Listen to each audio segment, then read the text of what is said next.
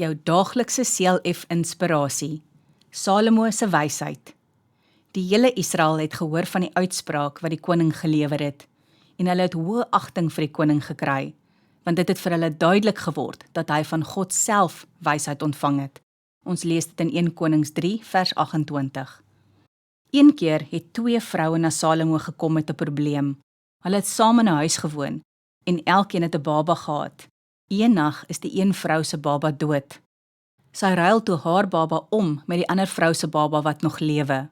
So het hulle voor Salomo gestaan en stry oor wie se baba dit is wat nog lewe. Salomo beveel toe dat die baba wat nog lewe in 2 gesny moet word en vir elke vrou 'n helfte gegee moet word. Toe het die regte ma van die baba gesoebat dat hulle dit nie moet doen nie, maar liewer die baba vir die ander vrou moet gee. Dit was duidelik wie die regte ma was. So het Salomo sy wysheid wat hy van God ontvang het, gebruik om regverdig op te tree. As ons ook vir God om wysheid vra, sal hy ons help om ook in ons lewe teenoor ander regverdig op te tree. Kom ons bid saam. Here, gee asseblief elke dag vir my die wysheid, sodat ek ook so Salomo regverdig kan optree. Amen.